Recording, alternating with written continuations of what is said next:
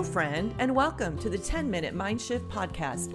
I'm your host, Janet Cagle, certified life coach, business strategist, and lover of all things related to up-leveling my life and yours.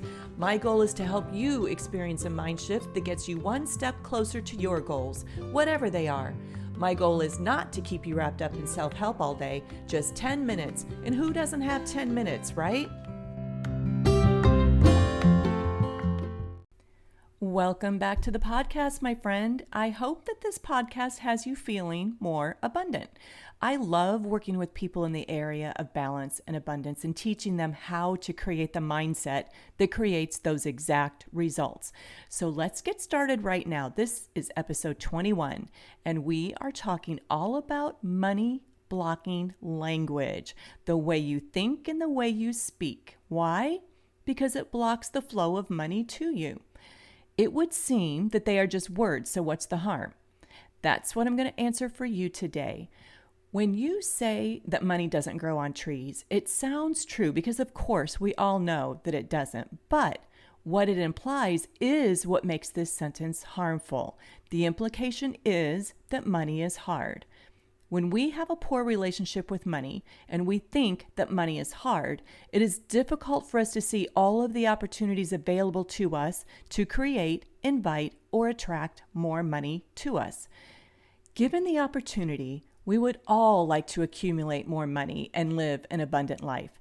What I want to teach you today is that it's not just how we think that matters, it's also how we speak out loud to others, how we think and talk about money.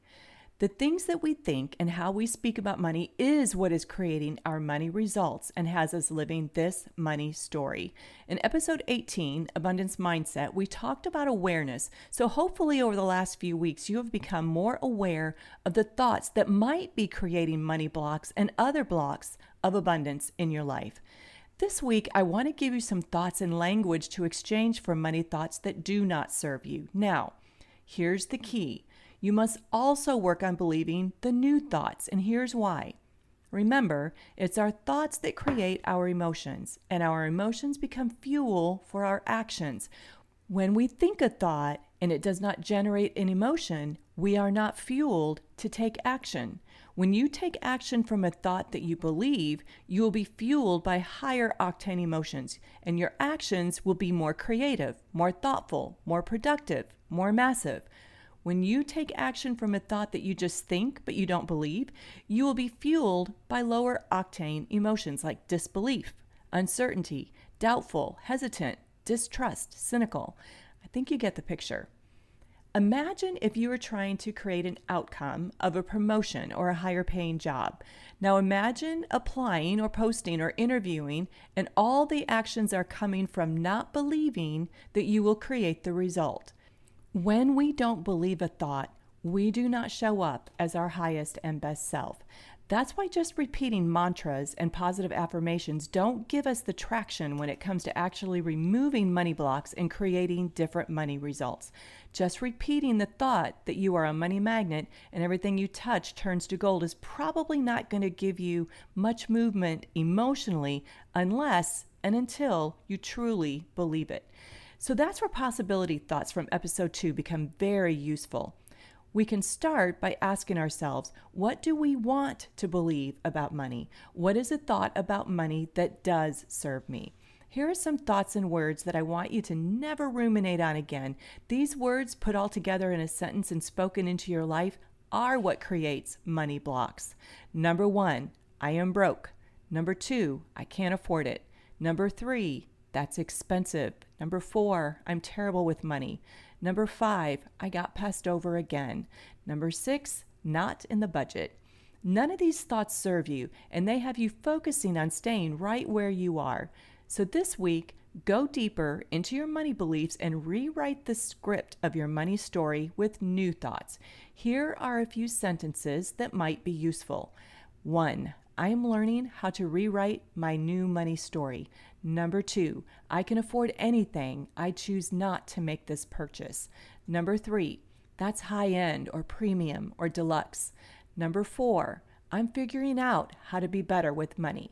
Number 5, a better offer is coming my way. And 6, doesn't align with my money plan or money strategy. These are sentences to really sit with and practice. Look for evidence of these thoughts already in your life. Another exercise that I want to offer you this week is visualization. I love the idea of redesigning your life using the science of visualization. I call it visioneering. I love that word. Practice feeling how it would feel to have the exact amount of money that you desire. Decide what that number is. Practice sitting in a space of already having it. We talked about that last week. It's important to access the having emotions so that you are fueled to take action that is coming from a place of abundance versus scarcity. Because remember, we create abundance from feeling abundant. It does not come from a place of scarcity or insufficiency. The mistake that people make is thinking that they must create the wealth first in order to feel abundant. And the opposite is true.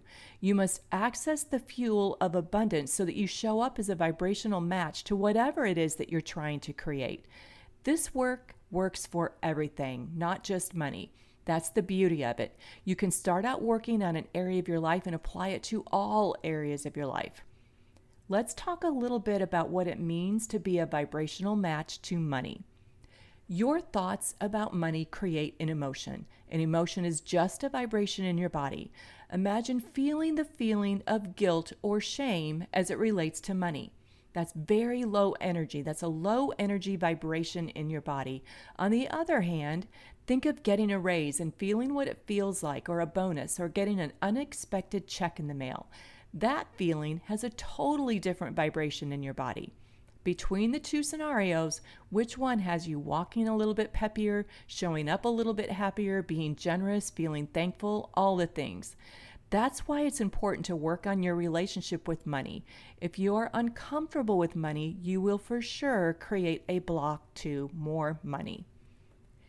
Think about how you show up when you are with someone and you start feeling uncomfortable.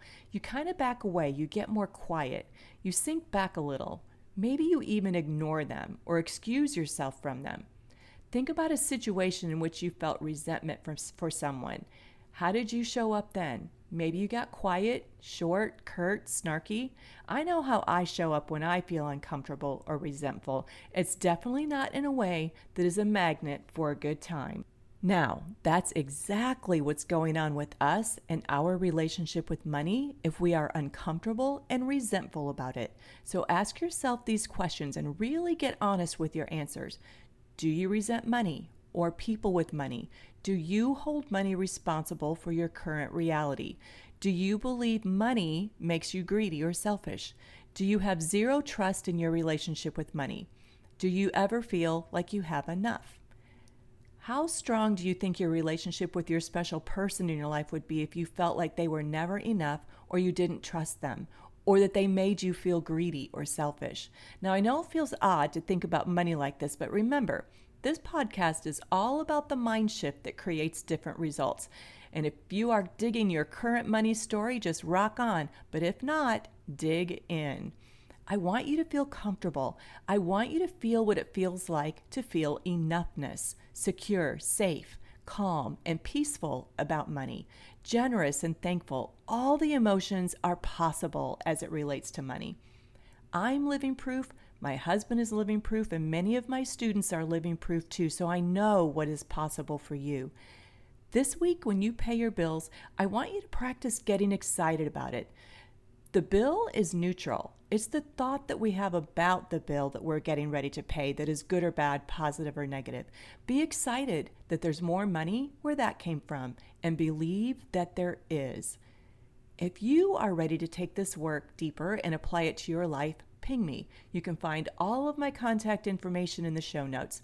Let's rewrite your money story. All right, my friends, have the best week ever. That's a wrap of the 10-Minute Mind Shift podcast. I hope that you were able to experience your own mind shift today. Listen, if you're ready to take this work to the next level, I highly recommend Life by Design Academy. It's my one-on-one coaching program that offers you a transformation at the speed of life.